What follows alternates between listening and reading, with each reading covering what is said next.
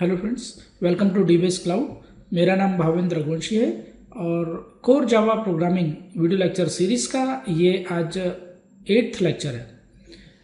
Last lecture में मैंने आपको वेरिएबल नेमिंग रूल्स और कन्वेंशंस के बारे में बताना स्टार्ट किया था। रूल्स तो मैं आपको बता चुका था, लेकिन वेरिएबल नेमिंग कन्वेंशंस मैंने लास्ट क्लास में आपको नहीं बताया था। और लास्ट क्लास में मैंने आपको एक क्वेश्चन भी दिया था। आई होप कि आप से वो बन गया होगा। बहुत ही सिंपल क्वेश्चन था, और नहीं भी हुआ होगा तो मैं आज आपको वो प्रोग्राम एक बना के बताता हूँ। तो चलिए आज की क्लास हम शुरू करते हैं। तो सबसे पहले हम बात करें वेरिएबल नेमिंग रूल्स और कन्वेंशंस की। तो रूल्स मैं आपको ऑलरेडी बता चुका हूँ, कन्वेंशंस मैं लास्ट क्लास में डिस्कस नहीं कर पाया था, तो आज मैं ये कन्वेंशन डिस्कस कर रहा हूँ। क्या कन्वेंशंस हैं, राइट। वेरिएबल नेमिंग कन्वेंशंस की हम बात करें तो वेरिएबल का जो नाम है वो या तो हो सकता है कि वेरिएबल के नाम में सिर्फ एक ही कैरेक्टर यूज हो रहा हो। दो तरह के वेरिएबल के नाम हो सकते हैं, variable name with single word और सिंगल कैरेक्टर। एक कैरेक्टर का भी हो सकता है वेरिएबल नेम, और एक सिंगल वर्ड का भी हो सकता है।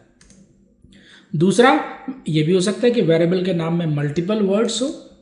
फॉर एग्जाम्पल, ये फर्स्ट एक वर्ड है और नेम एक वर्ड है, राइट, ये वेरिएबल का नाम है।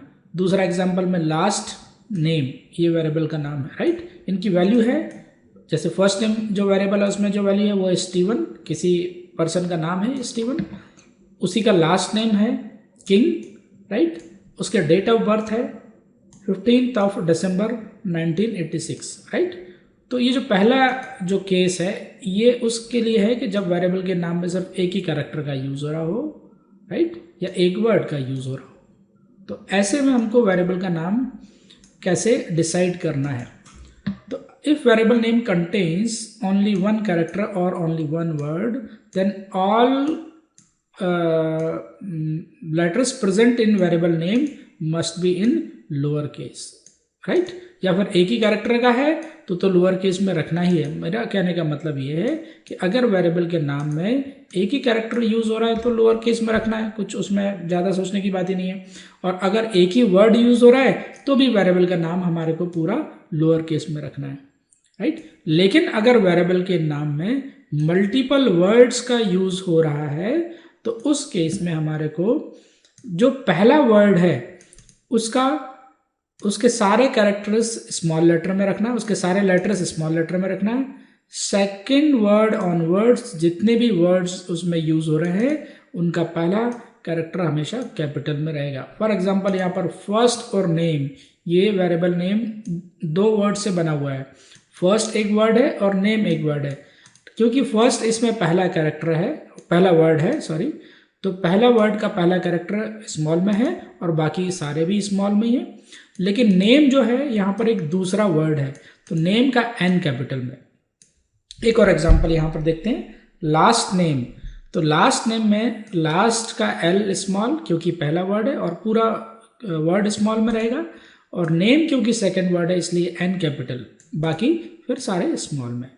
अब ये एक तीसरा केस है जिसमें तीन वर्ड्स का यूज हो रहा है, राइट। डेट ऑफ बर्थ, तो पहला वर्ड जो है जैसा अभी तक होते आए वो पूरा स्मॉल में रहेगा, राइट। सेकंड वर्ड ऑनवर्ड्स जितने भी वर्ड हैं उनका पहला कैरेक्टर हमेशा कैपिटल में, बाकी स्मॉल में। जैसे डेट ऑफ में O capital F small, birth में बी कैपिटल, बाकी पूरा स्मॉल। तो ये कन्वेंशंस आपको हमेशा याद रखनी है, राइट। मैंडेटरी नहीं है, आप ऐसा नहीं करेंगे तब भी आपका वेरिएबल बन जाएगा। रूल्स तो जरूर आपको याद रखनी है, जो मैंने आपको लास्ट क्लास में रूल्स बताए थे, राइट। इन सारे रूल्स को जरूर फॉलो करना है, नहीं तो सिंटैक्स एरर आ सकती है, नहीं आएंगी आपके प्रोग्राम में अगर आप इन रूल्स को फॉलो नहीं करेंगे और वेरिएबल बनाएंगे। हाँ, लास्ट क्लास में मैंने एक क्वेश्चन आपको दिया था, अब हम इसकी बात करते हैं। लास्ट क्लास में मैंने आपको एक प्रोग्राम बनाने को दिया था, write a program that contains two instance variables p and q where p is equals to 10 and q is equals to 20, right. Store the sum of these variables in a static variable r and print the static variable r, okay. तो ये programme अगर आपसे बन गया तो ठीक है, नहीं तो मैं आपको आज बना के बता रहा हूँ।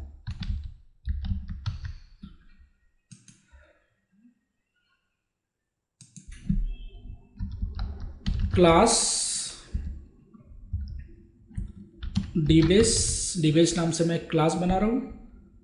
इस क्लास में मुझे 2 इंस्टेंस वेरिएबल बनाना है। अब इंस्टेंस वेरिएबल कैसे बनते हैं ये आपको ध्यान होगा।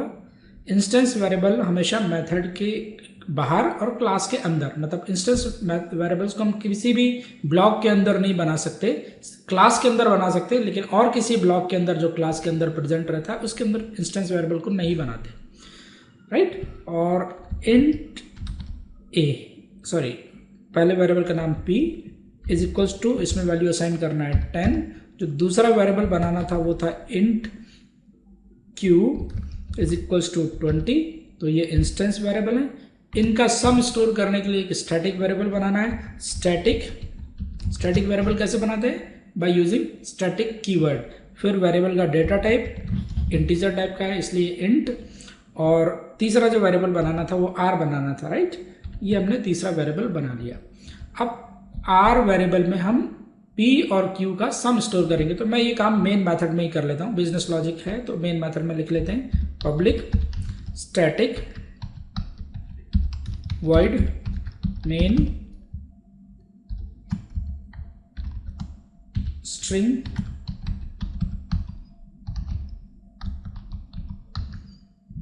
अभी आप सोचते होंगे कि आर्गुमेंट का क्या यूज़ होगा, ये कहाँ पर यूज़ होता है, ये सब समझ में आएगा आपको, मैं बताऊंगा आगे। अभी तो आप बस ऐसे ही बनाते चलिए प्रोग्राम्स को, राइट।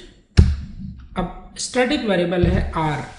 तो मैंने आपको बताया था कि स्टैटिक वेरिएबल को कभी भी अगर एक्सेस करना है तो पहले क्लास का नाम dbase dot r is equals to, यहां पर सोचने वाली बात है कि इसमें हमको p और q का सम स्टोर करना है। तो हम कैसे लिखें? क्या हम इसको ऐसे लिख दें p प्लस q और इसको प्रिंट करा दें system dot out dot println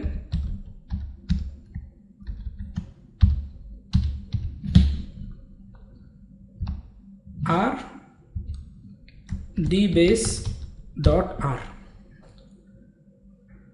okay, क्या लगता है आपको ये प्रोग्राम कंपाइल होना चाहिए? देखते हैं क्या होता है। ये मैंने फाइल का नाम सेव करने के लिए क्लास का नाम कॉपी करा, file save as task folder में ये बाय डिफ़ॉल्ट सेलेक्ट हो जाता है टास्क फोल्डर। मैंने सेटिंग्स इसकी सेकंड वीडियो में बताई हैं, अगर आपने शुरू से वीडियो देखी तो आपको मालूम होगा। dbase.java और मैं इसको सेव कर दूँ। ये मैंने इस प्रोग्राम को सेव कर दिया। कंपाइल करने के लिए यहाँ पर हम कमांड प्रॉम्प्ट ओपन करेंगे, क्योंकि हमारा प्रोग्राम सी ड्राइव के टास्क फोल्डर में है और हमारा जो सिस्टम अभी कमांड प्रॉम्प्ट जो ओपन हुआ है वो डेल डायरेक्टरी शो कर रहा है। तो सबसे पहले मुझे डायरेक्टरी चेंज करना पड़ेगा। Change directory c:/task enter. तो ये डायरेक्टरी चेंज हो गई। अब कंपाइल करने के लिए कमांड आपको मालूम है, जावा सी स्पेस dbase.java। यस, एरर यहां पर समझना बहुत इंपॉर्टेंट है। देखिए, एरर एक लाइन नंबर 9 पर ये एरर आई है और एक और एरर है लाइन नंबर 9 पर, ये दूसरी एरर है ना। मैंने आपको बताया था लाइन नंबर तो यहां से पता लग जाएगा आपको, और ये एरो बताएगा कि प्रॉब्लम कहां कहां पर है उस लाइन में। तो एक तो ये एरर जो है, ये क्या एरर है कि non static variable p can not be reference from static context. और दूसरी एरर क्या है, q पर है। यहाँ पर भी सेम एरर है, non static variable q can not be reference from static context. ठीक, टोटल कितनी एरर्स है? 2 एरर्स है। कंपाइलेशन फेल हो गया। अब आपको ध्यान होगा कि मैंने आपको एक क्लास में बताया था, लास्ट क्लास में बताया था कि कभी भी अगर हमारे को इंस्टेंस वेरिएबल को अगर स्टैटिक मेथड में यूज़ करना है तो सबसे पहले हमारे को क्या बनाना पड़ेगा? क्लास का ऑब्जेक्ट, राइट। और क्लास का ऑब्जेक्ट कैसे बनाते हैं? क्लास का नाम ऑब्जेक्ट का नाम न्यू DBase, ठीक है। जनरली स्टूडेंट इसको ऑब्जेक्ट बोलते हैं, ठीक है, इसलिए मैं भी इसको ऑब्जेक्ट बोल रहा हूँ। वैसे एक्चुअल में ऑब्जेक्ट तो यहाँ पर बनता है। अब आगे चल के ये समझ में आएगा जब हम कंस्ट्रक्टर पढ़ेंगे, राइट, कंस्ट्रक्टर टॉपिक पढ़ेंगे कि यहाँ पर ऑब्जेक्ट क्रिएट हो रहा है और उस ऑब्जेक्ट का कोई रेफरेंस है, यानी उसका कोई एड्रेस है जो कि इस वेरिएबल में स्टोर हो रहा है, और ये वेरिएबल DBase क्लास टाइप का है, ठीक है। तो क्योंकि ये रेफरेंस स्टोर कर रहा है वेरिएबल, इसलिए इसको बोलना चाहिए रेफरेंस वेरिएबल, पर ठीक है क्योंकि ऑब्जेक्ट का रेफरेंस स्टोर कर रहा है तो हम इसको ऑब्जेक्ट बोल देते हैं, ठीक। तो अब हमारे को ऑब्जेक्ट बना लिया। अब हमारे को इंस्टेंस वेरिएबल अगर एक्सेस करना है तो पहले ऑब्जेक्ट का नाम लिखेंगे .p, फिर दूसरा जो इंस्टेंस वेरिएबल है उसके पहले भी ऑब्जेक्ट का नाम लिखेंगे .q, ठीक है। तो D हमारा यहाँ पर ऑब्जेक्ट है, ओके। ये प्रोग्राम को सेव करा, दोबारा से इसको कंपाइल कर लें। अगर आपको ये नहीं मालूम कि प्रीवियस कमांड में कैसे बिना टाइप करें जल्दी से लेके आता हूं, तो अप एरो की और डाउन एरो की से होता है। अप एरो की से जितनी भी प्रीवियस कमांड्स आपने चलाई हैं वो आती हैं, डाउन एरो की से जो आपने बाद में कमांड चलाई है वो आती है, ठीक है, नीचे वाली कमांड्स। तो ये मैंने एंटर कर दिया, ये हमारा प्रोग्राम कंपाइल हो गया।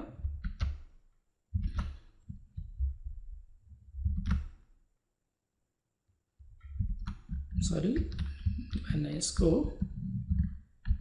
दोबारा से कंपाइल कर रहा हूँ। dbase.java, ये प्रोग्राम कंपाइल हो रहा है। आउटपुट कहाँ से आ रहा है कंपाइलेशन के टाइम पे, देखते हैं।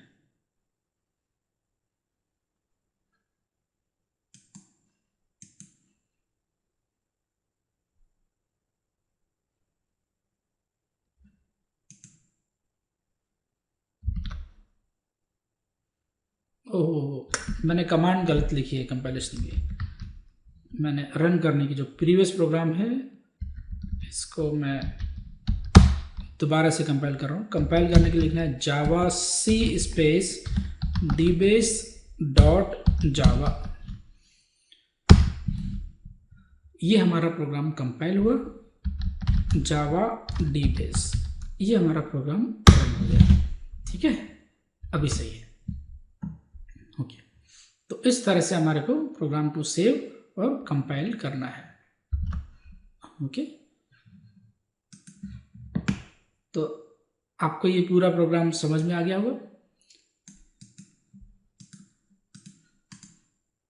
यहाँ पर हमने दो इंस्टेंस वेरिएबल रखे हुए हैं, एक स्टैटिक वेरिएबल रखा है। स्टैटिक वेरिएबल में हमने दोनों इंस्टेंस वेरिएबल का सम, जो कि मेन फंक्शन में मैंने मेन मेथड में ये पूरा लॉजिक लिखा हुआ है और उसको प्रिंट कर दिया है, ठीक है। हाँ, ये चीज़ और आपको ध्यान होगा कि स्टैटिक वेरिएबल को अगर हम चाहें तो बिना क्लास के नेम से भी एक्सेस कर सकते हैं, इस तरह से, राइट। देखिए मैं दोबारा से आपको कंपाइल करके और रन करके बता, हो गया। लेकिन ऐसा हमारे को करना नहीं है कभी भी। स्टैटिक वेरिएबल को जब भी आपको कंपाइल करना है, सॉरी, स्टैटिक वेरिएबल को जब भी आपको यूज़ करना है तो हमेशा आपको क्लास के नेम से एक्सेस करना है इसको।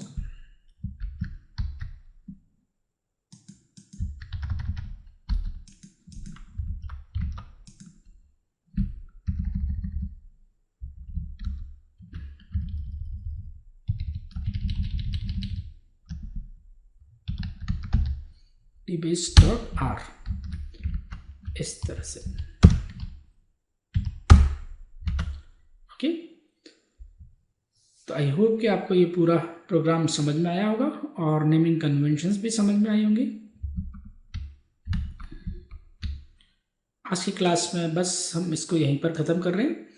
नेक्स्ट क्लास में हम फाइल नेमिंग कन्वेंशंस की बात करेंगे। आज वेरिएबल नेमिंग कन्वेंशन की बात करिए, नेक्स्ट क्लास में हम फाइल नेमिंग कन्वेंशंस की बात करेंगे। आप प्लीज़ मेरे चैनल को सब्सक्राइब करें, शेयर करें और बेल आइकन को ज़रूर प्रेस करें, जिससे आपको जितने भी वीडियोस की इन्फॉर्मेशन है वो मिलती जाए, जो भी मैं नए वीडियोस अपलोड कर रहा हूँ। Thanks for watching this video, see you in next video, thank you.